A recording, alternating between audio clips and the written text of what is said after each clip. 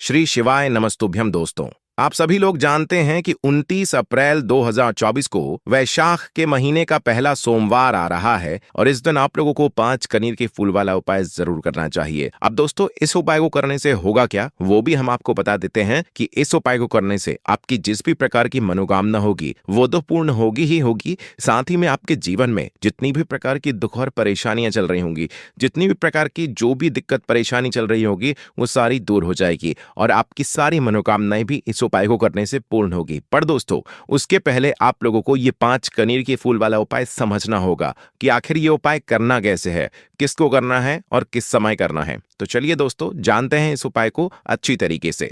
देखिए, सबसे पहली चीज दोस्तों, ये 5 कनेर के फूल वाला जो उपाय है, ये हम हर कभी नहीं करते हैं। ये हम उन विशेष दिनों पर करते हैं जिन विशेष दिनों का कुछ बहुत ही बड़ा और विशेष महत्व होता है।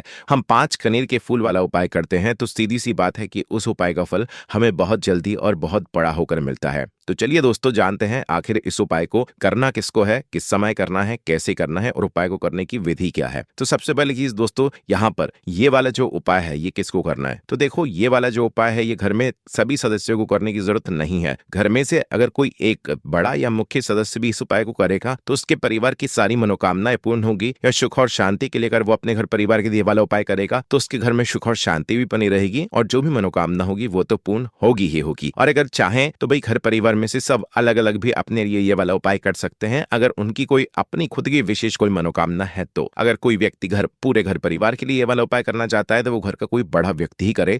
विशेष रूप से अगर आप पूछो तो घर की बड़ी जो माताएं बहनें होंगी, उन माताओं बहनों में से कोई भी एक माता बहन इस वाले उपाय को कर सकती है और अपने पूरे घर परिवार के लिए इस उपाय को करने का फल ले सकती है। ठीक है। और अगर किसी कारणवश घर में माताएं बहनें उपस्थित ना हो तो उस जगह पर फिर घर का कोई बड़ा व्यक्ति भी इस वाले उपाय को कर सकता है, चाहे वो पुरुष ही क्यों ना हो। ठीक है। इसके बाद में दोस्तों बात आती है कि इस वाले उपाय को हमें करना किस समय है। सुबह के समय करना है कि शाम के समय करना है कि किस समय करना है।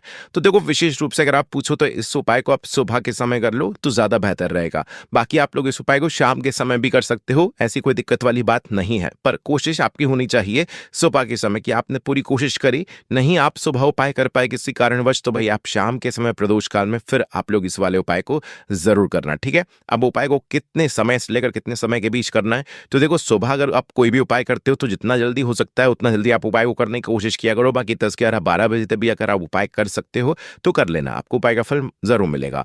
वहीं अगर शाम की बात करें तो शाम को 6 बजे से लेकर 7 बजे के बीच में अगर उपाय कर सकते हो तो अच्छी बात है, वरना 7 बजे से लेकर 8 बजे के बीच में भी आप उपाय करोगे तो भी आपको फल जरूर मिलेगा, क्योंकि अब मौसम बदल गया है और अब शाम भी देर से होने लगी है। तो इसलिए 7 से 8 बजे के बीच में या 8:30 बजे तक भी अगर आप उपाय करोगे तो भी आपको उपाय का फल जरूर मिलेगा। तो अब दोस्तों हम समझते हैं कि इस उपाय की विधि क्या है, ये उपाय आखिर आपको करना कैसे है। तो देखो, सबसे पहली चीज 5 कनेर के फूल वाला उपाय है तो सीधी सी बात है कि 5 कनेर के फूल तो इसमें हमें लगेंगे ही लगेंगे। ठीक है।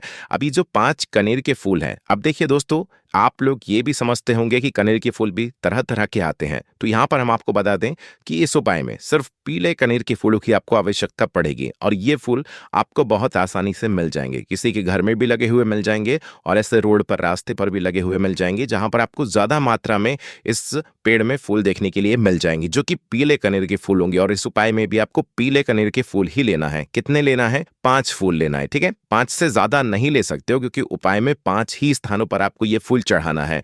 अब ये 5 पीले कनेर के फूल जैसे ही आप लोग ले लेते हो, देखो, अगर आपको सुबह सुबह जल्दबाजी में मतलब फूल ना मिले तो आप एक दिन पहले भी अपने घर में मतलब 5 कनेर के फूलों को लाकर रख सकते हो। बाकी अगर सुबह सुबह ताजा फूल मिल जाए तो और अच्छी बात है। बाकी शाम के समय अगर आप लोग कर रहे हो उपाय तो पहले ही तोड़कर रखना, क्योंकि शाम के समय फिर फूल नहीं तोड़ सकते, इसलिए इस बात का भी आप लोग ध्यान रखना। तो जैसे ही आपके 5 कनेर के फूल तैयार हो जाते हैं, 5 कनेर के फूल तैयार करने के बाद क्या हम सीधा उपाय को करने के लिए जा सकते हैं? नहीं, पहले आपको इस बात का ध्यान रखना है कि उपाय को करते समय शुद्धता का आप लोग विशेष रूप से ध्यान रखें।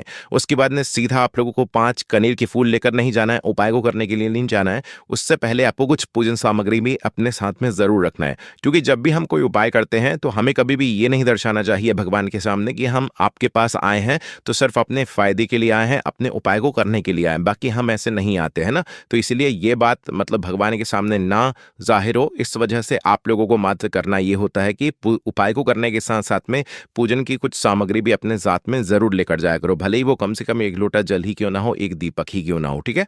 तो जो लोग प्रतिदिन शिव जी के मंदिर जाते हैं, पूजन सामग्री लेकर जाते हैं, अर्चना करते हैं, भाई उनके लिए कोई अलग से बात नहीं है, वह अपनी वैसी ही पूजन सामग्री लेकर जाएं, उपाय को करें, है ना। और बाकी जो सिर्फ उपाय को कर रहे हैं वो कम से कम 1 लोटा जल सुबह सुबह अपने साथ में लेकर जाएं और इस उपाय की सामग्री को लेकर जाएं।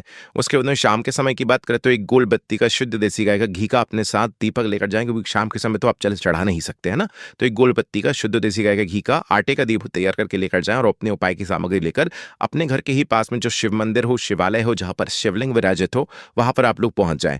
वहां पर पहुंचने के बाद दोस्तों आप लोगों को क्या करना है, मात्र ये करना है कि जैसे ही शिव जी के मंदिर में आप जैसे ही प्रवेश कर जाते हो, चाहे सुबह इस उपाय कर रहे हो चाहे शाम को कर रहे हो, दोनों समय नहीं करना है, किसी भी एक समय को चुनकर उस समय आप लोगों को ये वाला उपाय इस मंगलवार की अष्टमी या इस चैत्र नवरात्रि की अष्टमी तिथि को करना है। तो उसके बाद में सबसे पहले आपको भगवान शिव जी के दर्शन करना है, ठीक है। जाते से उपाय नहीं करने लग जाना है, पहले भगवान शिव जी के सामने हाथ जोड़ना है, उनके दर्शन करना है और उसके बाद में भगवान शिव जी के मंदिर के अंदर प्रवेश करके आप अपने साथ में जो सबसे पहले 1 लोटा जल लेकर आए होंगे, अगर सुबह के समय उपाय कर रहे हैं तो 1 लोटा जल तो आप जरूर लेकर जाएंगे, तो भाई सबसे पहले जाकर आपको 1 लोटा जल चढ़ाना है, ठीक है। उसके बाद में जो भी आपकी पूजन सामग्री है, जिस सामग्री से आप भगवान शिव जी के पूजन करना चाहते हैं, उन सारी सामग्री से पूजन आप लोग कर दीजिए, ठीक है। और जो सिर्फ 1 लोटा जल लेकर आए हैं वह अपना 1 लोटा जल चढ़ा दीजिए। उसके बाद में शिवलिंग के पास में आसपास कहीं पर भी बैठ जाइए उपाय को करने के लिए।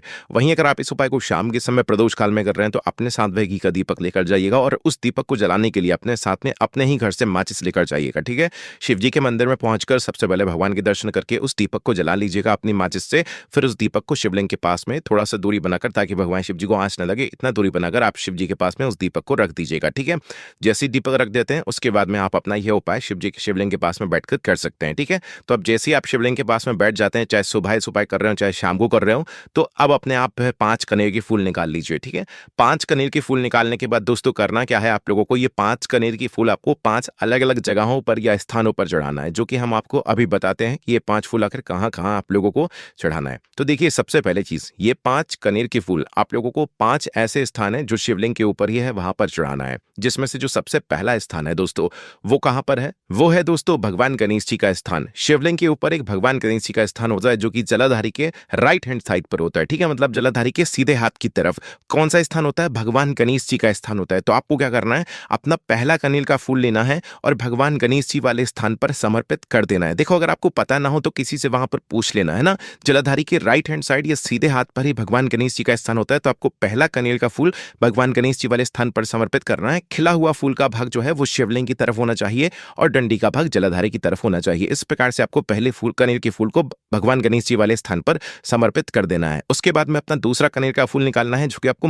कार्तिकेय जी वाले स्थान पर समर्पित करना है। ये कार्तिकेय जी का स्थान जो है मतलब गणेश जी के विपरीत दिशा में ही होता है, मतलब कि जलाधारी के लेफ्ट हैंड साइड में या जलाधारी के उल्टे हाथ की तरफ, है ना। तो जलाधारी के उल्टे हाथ की तरफ जो है आप लोगों को अपना दूसरा कनेर का फूल समर्पित करना है। खिला हुआ भाग शिवलिंग की तरफ करके ही और डंडी वाला भाग जलाधारी की तरफ करके ही आपको दूसरे नंबर का जो फूल है कनेर का वह मतलब कार्तिकेय जी वाले स्थान पर समर्पित कर देना है। उसके बाद में तीसरे नंबर का जो कनेर का फूल है ये आपको माता अशोक सुंदरी जी वाले स्थान पर समर्पित करना है, जो स्थान जलाधारी के बिल्कुल बीचों बीच में होता है, जो शिव जी की सबसे छोटी बेटी जी का स्थान होता है, ठीक है। तो खिला हुआ भाग शिवलिंग की तरफ ही करना है और डंडी का भाग पीछे वाला भाग फूल का वो जलाधारी की तरफ ही करना है। इस तरीके से आपको जलाधारी के बिल्कुल बीचों बीच में ये तीसरे नंबर का फूल समर्पित कर देना है माता अशोक सुंदरी जी वाले स्थान पर, ठीक है।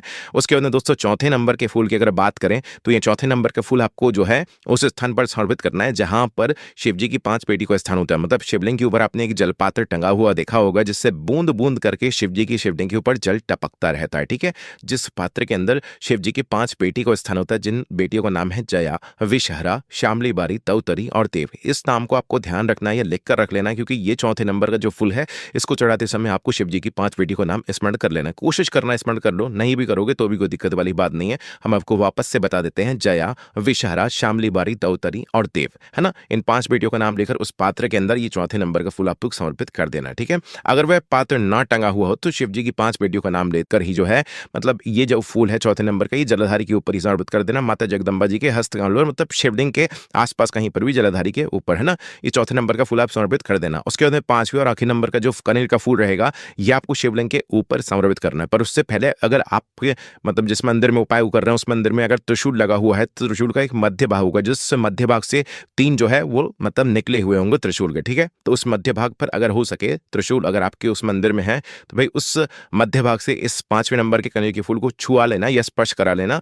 और इसे सीधा भगवान शिव जी की शिवलिंग के ऊपर अपनी मनोकामना को करते हुए चढ़ा देना। खिला हुआ भाग सामने की तरफ होगा, मतलब जलाधार की तरफ होगा, और डंडे वाला भाग शिवलिंग के पीछे की तरफ होगा, ठीक है। मतलब फूल के पीछे वाला भाग शिवलिंग के पीछे तरफ होगा। इस तरीके से आपको इस 5वें नंबर के फूल को शिवलिंग के ऊपर चढ़ा देना। अगर त्रिशूल नहीं है तो आप सीधा जो है इस फूल को मतलब भगवान शिव जी की शिवलिंग के ऊपर अपनी मनोकामना को करते हुए चढ़ा दो, भगवान से प्रार्थना करते हुए चढ़ा दो, ठीक है। मनोकामना विशेष रूप से बोल देना जिस मनोकामना के लिए आप लोग अपना ये वाला उपाय कर रहे हो। बस दोस्तों यहाँ पर ये वाला उपाय पूरा हो जाता है। अगर उपाय करने में कोई भी दिक्कत समस्या परेशानी आती है तो उसे आप हमसे कमेंट करके पूछ सकते हैं। श्री शिवा